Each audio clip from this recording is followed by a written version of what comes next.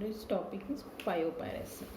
बायोपायरेसीमध्ये piracy हा शब्द येतो. पायरेसी म्हणजे तसा अर्थ जर घेतला तर piracy means stealing, to steal and to kill someone, म्हणजे दुसऱ्याला लुबाडून त्याला मारणे पण, असा त्याचा अर्थ आहे पायरेट्सचा. पायरेट्स म्हणजे तो की जो दुसऱ्याला लुबाडतो आणि त्याला किल करतो. आता याच्यामध्ये किल, बायोपायरेसीमध्ये किलिंग नाही येणार, पण बायोपायरेसीचा अर्थ आहे टू स्टेल द बायोपेटंट किंवा बायोलॉजिकल पेटंट. बायोपेटंटला पळवणे किंवा त्याची चोरी करणे म्हणजे बायोपायरेसी. मग बायोपेटंटिंगची कशाला चोरी केली जाते त्याचं एक पहिल्यांदा डिफाईन जर करायचं झालं बायोपायरेसीला तर we can define it definition as the biopiracy is the theft, एक प्रकारचा ही चोरीच आहे.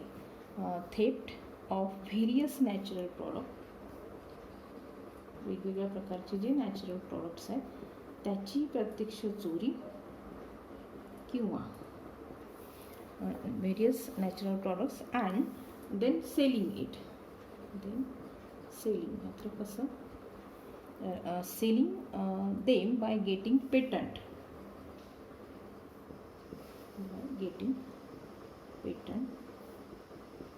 Is biopatent. It is called biopatent. Without giving any benefit, याचा त्याला कुठल्याही प्रकारचा बेनिफिट द्यायचा नाही बेअररला. Without giving any benefit or compensation back to the host country.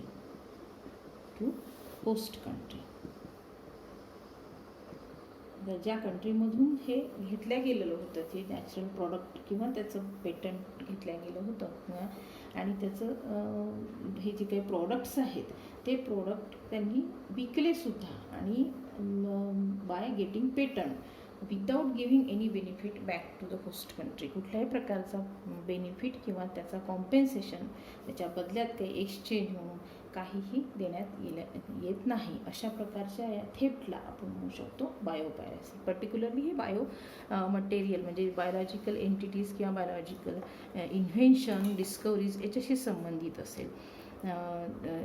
थोडक्यात जर सांगायचं झालं तर इट इज अनअथॉराइज्ड मिसॲप्रोप्रिएशन आहे, पण अनअथॉराइज हे सगळं जे चालतं ते अनअथॉराइज्ड मिसॲप्रोप्रिएशन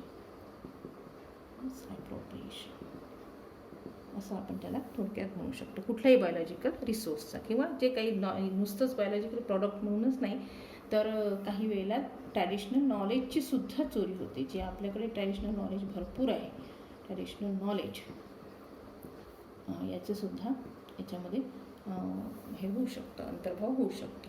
आता हे असं का होतं त्याचं कारण आहे की USA झालं, त्यानंतर USSR म्हणजे रशिया, हे जे काही फायनान्शियली रिच कंट्रीज आहे, फायनान्शियली चांगले वेल डेव्हलप्ड कंट्रीज आहे, फायनान्शियली ऑल्सो वेल डेव्हलप्ड कंट्रीज जे आहेत यांच्याकडे पैसा भरपूर आहे, पण त्यांच्याकडे पैसा भरपूर आहे म्हणून भरपूर, पण त्या मानाने ट्रॅडिशनल नॉलेजची खूप कमतरता आहे. आणि biodiversity, no biodiversity at all, biodiversity नसल्यातच जमा आहे. कारण तिकडे खूप कोल्ड कंट्रीज आहे, खूप सारा बर्फ पडतो, खूप सारं व्हेजिटेशन नाही, आपल्याकडे जशी डायव्हर्सिटी दिसते तशी नाही, ॲनिमल्ससुद्धा फार कमी प्रमाणामध्ये, आणि ट्रॅडिशनल नॉलेज पण नाही, संस्कृती नव्हती, मुळात यांच्यामध्ये संस्कृती नव्हती. त्याच्यामुळे कुठल्याही प्रकारचं ट्रॅडिशनल नॉलेज, कुठलं प्लांट प्रॉडक्ट कशापासून मिळतं हे सगळं ट्रॅडिशनली त्यांना माहिती नाही. पण तेच जर इंडिया, पाकिस्तान, चायना,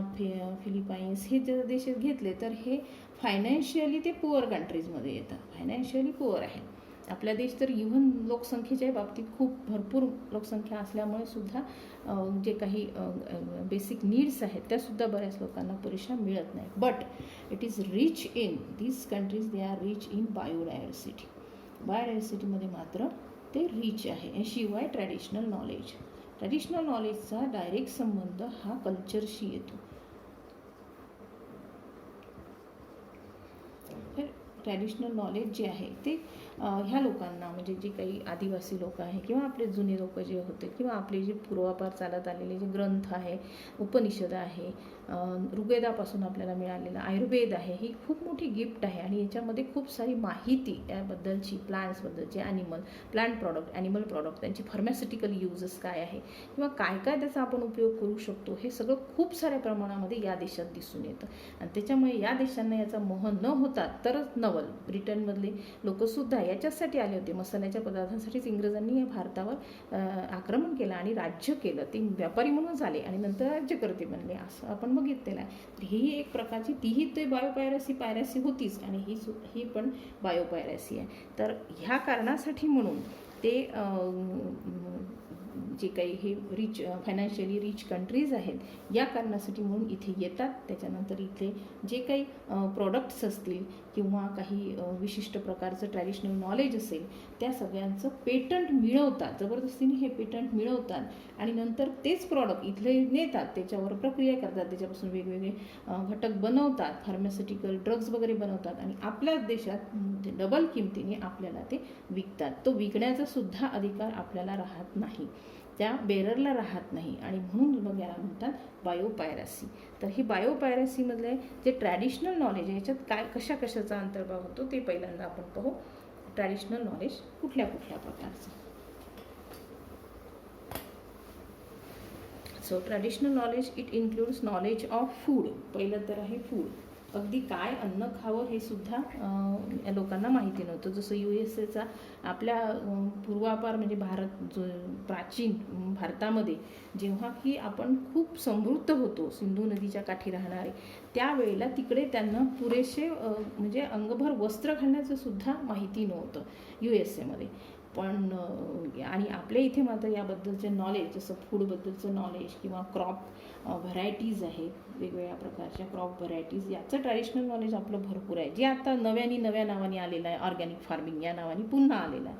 शिवाय ॲग्रिकल्चर अँड फार्मिंग प्रॅक्टिसेस ज्या आहेत, ॲग्रिकल्चरल प्रॅक्टिसेस किंवा त्याला फार्मिंग प्रॅक्टिसेस म्हणून आपण, या बाबतीत सुद्धा बरंचसं नॉलेज आहे. त्यानंतर सस्टेनेबल मॅनेजमेंट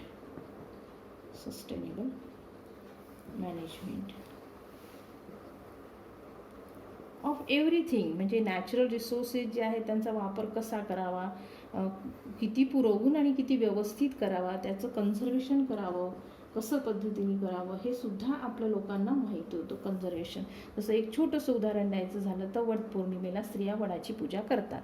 हे पूजेचं हे का लावून ठेवलेलं आहे, त्याचं कारण वडाच्या झाडांचं कन्झर्वेशन होईल. असं प्रत्येक देवाशी संबंधित, कशाशी संबंधित झाडं किंवा मग ते आदिवासी लोक जे आहेत ते सुद्धा विशिष्ट पद्धतीने हे वन जोपासत असतात. तर हे ट्रॅडिशनल नॉलेज तिकडे मात्र नाही. ते सस्टेनेबल मॅनेजमेंट आहे त्यांचं. त्यानंतर बायोलॉजिकल इम्पॉर्टंट मेडिसिनच्या बाबतीत तर बायोलॉजिकली इम्पॉर्टंट मेडिसिन्स तर अगदी जुन्या काळापासून ते आतापर्यंतही आयुर्वेदाच्या माध्यमातून किंवा इतरही ट्रॅडिशनल नॉलेजच्या माध्यमातून बरंचसं आपल्या देशामध्ये माहिती आहे. तर असे काही इम्पॉर्टंट मेडिसिन्ससुद्धा. तर हे झालं कुठलं ट्रॅडिशनल नॉलेज साधारणपणे याच्यामध्ये कन्सिडर करण्यात येतं. तर conservation of species, habitat, biodiversity, these are also essential to continue survival of the indigenous and rural people. जे काही इंडिजिनस म्हणजे आतच राहणारे जे आहे आणि रूरल पीपल पर्टिक्युलरली किंवा आदिवासी लोक ज्याला आपण म्हणतो ते आहे, गावखेड्यात राहणारे लोक आहे त्यांना, आणि आतल्या आत राहणारे म्हणजे देशातल्या देशातच राहणारे, राज्यांमध्ये विशिष्ट ठिकाणी रेस्ट्रिक्टेड असणारे जे लोक आहेत त्यांच्यामध्ये खूप सारं या बाबतीतलं नॉलेज असतं. पण they are concurrently reduced emission from deforestation and ecosystem degradation. कुठल्याही प्रकारचं बायोडायव्हर्सिटीला धक्का पोचणार नाही याची काळजी ते घेत असतात. Opportunity for cultural survival is the basic human right. हा तर त्यांचा ह्युमन राईट आहे, बेसिक ह्युमन राईट आहे प्रत्येकाला. आताशी सरकारने हे सुद्धा केलं आहे की जे आदिवासी लोक आहेत त्यांना जी जमीन दिली जाते त्याच्यावर त्यांनी जंगले मोठी करावीत, वाढवावीत आणि त्याचं प्रोडक्ट त्यांनीच घ्यावं.